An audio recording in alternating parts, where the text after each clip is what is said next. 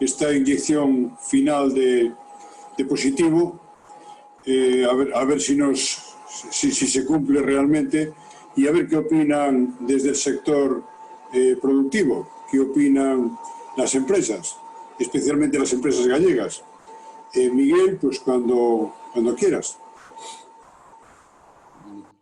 Bueno, en primer lugar, moitas gracias. Eu quero dar as gracias á Academia que me teña permitido compartir con cos compañeros de mesa e, sobre todo, tamén debatir co público sobre este tema que tanto nos preocupa e nos ocupa, como é os efectos da COVID e da crise que estamos vindo, e velo desde unha perspectiva, máis que dunha perspectiva empresarial, dunha perspectiva do tecido económico de Galicia. E eu, a verdad, que, se queres, empezo xa a responder a pregunta do final. Pois depende de como fagamos. Todo isto tamén, como moi galegos que somos, depende de como fagamos. Entón, eu, simplemente, dunha forma moi breve, porque querría tratar de adaptarme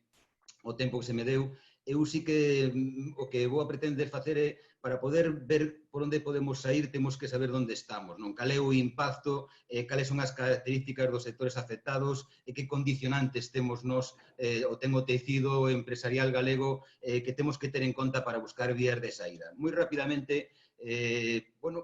hai a marxen das previsións, e aí xa Beatriz e tamén Juan Ramón, de alguna maneira, puseron en riba da mesa pois cales son as previsións sobre a caída do PIB, e aí hai un amplio abanico de onde poden ir os temas. Aí xa hai impactos que son medibles, é dicir, estamos xa no mes de maio, e xa pasou todo o mes de abril e todo o mes de outubro, perdón, e todo o mes de marzo, o mes de marzo que veo afectado por isto, e xa podemos ver como incidiu en Galicia, eu vou falar só en clave galega, porque iso que interesa desde o punto de vista empresarial, como incidiu en Galicia, pois, por exemplo, no paro, temos 25.000 persoas máis inscritas no paro a finales de abril respecto a que tiñamos a finales de febreiro, para comparar, marxen da estacionalidade deste indicador, pois a situación previa á crise. Temos 42.000 afiliados menos á Seguridade Social. E, se a eso paro registrado e menos afiliados á Seguridade Social e engadimos as medidas que antes facía referencia Beatriz, que puxe en marcha o Goberno para o mantemento do emprego, que son os ERTES e as prestacións por autónomos, claro, temos que, durante a mediados de fai 10 días, porque estes datos deles son fai de 10 días, aproximadamente os que estaban publicados, hai outros 237.000 traballadores que se viron afectados por ERTES. Aí, basicamente, iso supón casi o 30% dos afiliados á Seguridade Social que non están dentro do réximen de autónomos. Por tanto, o impacto en termos de emprego é moi importante. Se nos fixamos nos autónomos, máis ou menos acontece algo parecido, é dicir, había unhas prestacións que artellou o Goberno por cese ou por reducción da actividade, e en Galicia esas prestacións foron solicitadas e concedidas a un 25% do total dos que estaban en alta no réximen de autónomos. Temos que ter en conta que o noso tecido productivo, e logo agora a elo, ten unhas características moi singulares, e os autónomos supoñen o 21% aproximadamente, o 20-21% dos que están de alta na Seguridade Social. Por tanto, temos que, xa no impacto que se pode medir, xa non é o que se pode ver para o futuro, pero isto creo que é importante, logo vemos que sectores, pois de a afiliación que tiñamos a finales de febreiro, un 33% desas persoas que estaban de alta na Seguridade Social se viron afectadas, ben porque perderon a afiliación, ben porque foron afectados por ERTES, ou ben porque eran autónomos que solicitaron prestación por desempregos. O 33% aproximadamente, que é unha cuantía importante para valorar o impacto que neste momento xa ten en riba da mesa esta crisis derivada da COVID. É moi importante, a hora de artellar solucións desde unha perspectiva de Galicia, desde a perspectiva do tecido empresarial, que analicemos onde se concentran eses efectos, porque vendo os sectores afectados podemos analizar en que medida se poden artellar políticas o máis acaídas posibles. E ollo, como é lógico, hai un sector moi importante que é o da hostelería, todo o que ten que ver co turismo, e o 20% desa afectación laboral se concentra aí. Pero nós temos unha industria manufacturera fundamentalmente ligada a un sector extractores da economía galega, como é o sector da automoción, que se veu paralizado completamente en termos relativos en relación coa afectación desde o punto de vista do emprego supera a hostelería. O 23% casi dos empregos afectados pola crisis se concentran na industria manufacturera. E logo, obviamente, no terceiro sector afectado, que é todo o que ten que ver co comercio a por menor. Aí é onde se concentran os efectos fundamentais. É verdade que logo hai outros sectores que teñen menos peso, porque tamén teñen menos peso relativo na afectación, porque tamén teñen menos peso relativo na economía galega. Pero é importante ver onde se está focalizando os efectos desta crise económica para logo ver en que medida podemos tomar decisións que permitan solventar esta situación, non? Unha vez que vemos un pouco por riba os impactos, temos que, a hora de artellar solucións, ter en conta os condicionantes do tecido económico e o tecido empresarial galego. E aí hai elementos positivos, pero tamén hai elementos negativos. A nadie se lle escapa que o noso tecido empresarial é un tecido pues, con un tamaño moi reducido. Para que teñamos unha idea, tan só o 0,6% das empresas galegas teñen máis de 50 traballadores, concretamente unha cifra redonda, 1.155 empresas son as que teñen máis de 50 traballadores, e o resto, pues, 83% ou non teñen empregados ou teñen menos de 2, ou 93% teñen menos de 5 traballadores, e obviamente esta é unha característica que en termos comparativos nos sitúa nunha situación máis feble, porque ao final aquí estamos nunha crisis que vai requerir resistencia, e o tamaño deses asentes económicos lle vai a dar máis ou menos músculo para poder solventar esta situación, non? E, obviamente, a orientación sectorial. Bueno, é verdad que nós temos algúns sectores que están menos afectados, pero, ollo, en Galicia, que en termos relativos, claro, se nos comparamos cos dos archipiélagos, como mencionaba Beatriz, pois o turismo non ten tanto peso, pero é verdad que o turismo, que en Galicia, en efecto directo, en valor engadido directo, está en torno ao 6,5%,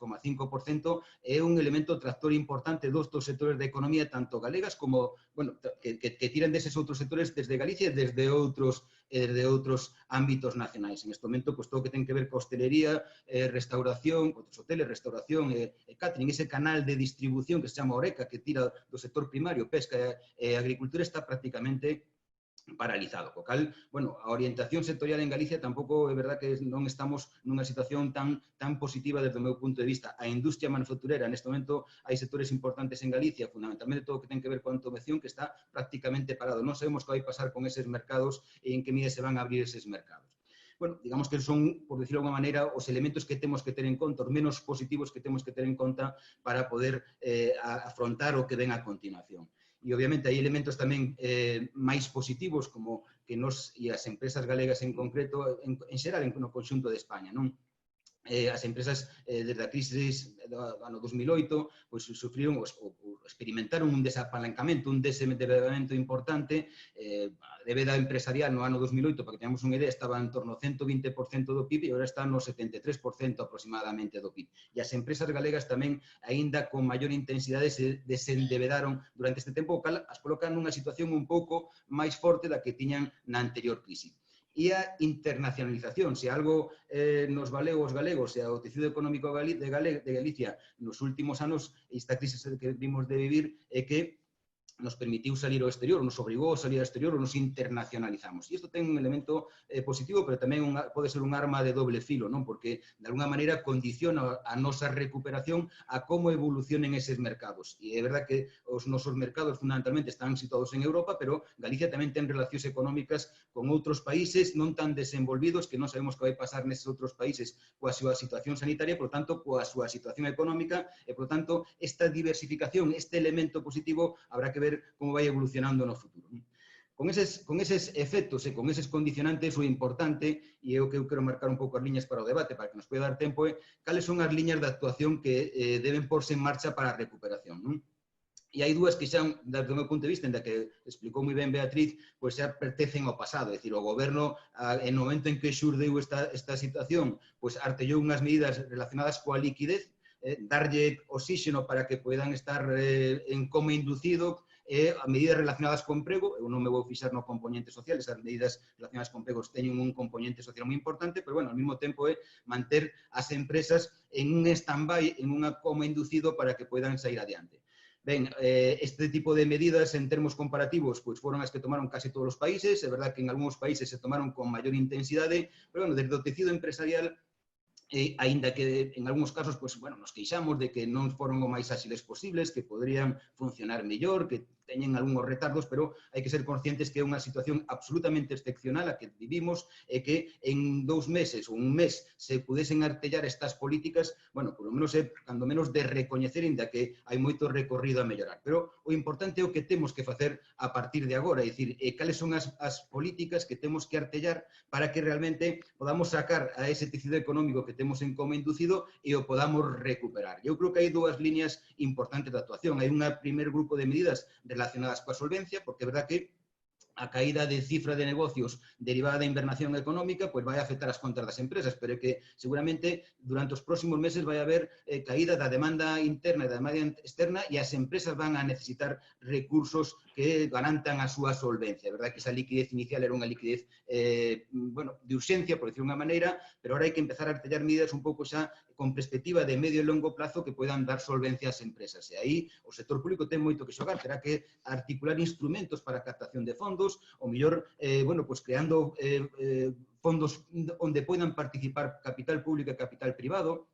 que estén esas liñas de financiación condicionadas ao fortalecemento da estrutura empresarial ou que tamén se intente, de alguma maneira, procesos de concentración empresarial, non? É dicir, mediante incentivos fiscais e mediante incentivos financieros, bueno, pues, que de alguma maneira o noso tecido económico, que, como decía antes, é un tecido feble polo seu tamaño, en termos globais, obviamente, logo sempre hai exemplos excepcionales, pues adquira esa solvencia. E automáticamente temos que empezar a pôr en marcha, e iso que xa, algo xa se está empezando a falar, pero creo que xa desde a perspectiva do tecido empresarial se quere xa empezar a ver algunhas certezas, algunha folla de ruta clara,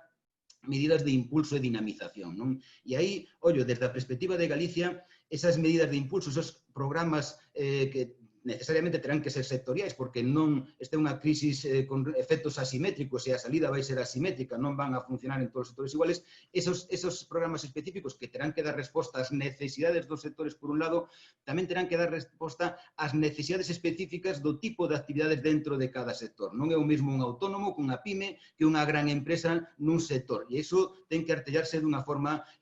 bueno, dunha forma acaída, tendo en conta esas necesidades de os axentes que integran os distintos sectores afectados. É verdade que esas políticas poden ir pola vía da demanda, desde o punto de vista, eu estou falando do punto de vista de Galicia, ou pola vía da oferta, pero, bueno, eu fundamentalmente me oriento por as políticas que tenden a impulsar a oferta mediante mellora de competitividade, porque, ao final, políticas que poden incrementar a demanda, obviamente, desde gobernos como o galego, pois poden estar favorecendo demandas de outros países ou de outras rexións españolas, ou ao revés. Se nós temos empresas orientadas cara ao exterior, pois, inda que primemos a demanda interna, pois, o mellor non están tan favorecidas as empresas que queremos recuperar. Pois eu son máis partidario de alguma maneira, impulsar aquelas políticas que fagan palanca sobre o sector productivo galego, melloren a súa competitividade e iso permita esa dinamización. Estamos nun momento en donde en España temos diferentes niveis de goberno e todo o mundo está empezando a pôr en riba da mesa medidas. Eu que me gustaría ver unha coordinación, que non existan solapamentos, incluso en ámbitos económicos e en relación co tecido económico, pois vemos concellos que están pondo en riba da mesa políticas, diputacións, comunidade autónoma, o goberno nacional. Eu creo que neste proceso, nesta segunda fase, que obviamente corre presa e ten urxencia, pero que digamos que xa é de medio e longo plazo, que é todas as políticas de impulso e dinamización, ten que haber unha maior coordinación entre os distintos niveles de goberno, non? E, obviamente, eu que creo que esta crisis o que nos debe permitir, de alguna maneira, é tamén aproveitar, non? Para tomala como unha oportunidade para reforzar o noso tecido, reforzar as nosas estruturas productivas e tratar de que os distintos sectores afectados e aqueles outros que non se viron tan afectados, de alguna maneira, incrementen o seu peso relativo nas cadeas de valor, se aproveiten en Galicia potenciais que aínda non están do todo utilizados, que de alguna maneira están un tanto infrautilizados, todo o que ten que ver co recursos naturais, enerxía, medio ambiente, mundo rural, economía circular, bioeconomía, e que, de alguna maneira, este repensamento que temos que facer dos sectores, porque, de alguna maneira, esta dinamización non só ten que ser recuperar os sectores tradicionais, que non que tratar de impulsar aqueles novos sectores que teñen, ou aquelas novas ramas que poden ter un componente de tractor importante. Bueno, pois eu creo que aí eso pode ser tomado como unha oportunidade a raíz desta crise, non? En clave galega, eu creo que é o momento, e eu creo que isto que nos pode dar un elemento diferencial, non? Porque é verdad que a recuperación vai ser asimétrica por territorio, vai ser asimétrica segundo sectores, pero eu estou convencido que vai depender moito das políticas públicas que se artellen en cada un dos territorios. Eu creo que chegou o momento en que Galicia tome medidas para que, eu creo que están un pouco nesa línea, ou que se está un pouco nesa línea, para que se convirta nun territorio atractivo para o investimento. Para o investimento desde o punto de vista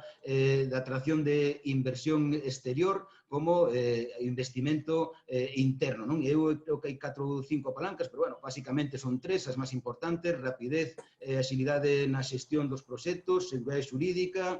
réximen de incentivos específicos para o investimento, e logo por a disposición desos agentes económicos os recursos tanto físicos como humanos que ten a administración pública. Eu creo que desa forma que podemos crear en Galicia, aproveitando esta situación, un programa propio de atracción de investimento que nos permita, bueno, pues, minimizar o impacto desta crisis e conseguir unha recuperación o máis rápida posible. Bueno, eu simplemente deixo aí un pouco a miña reflexión, e eu creo que logo no debate podemos profundizar en algúns destes aspectos que eu creo que son os importantes,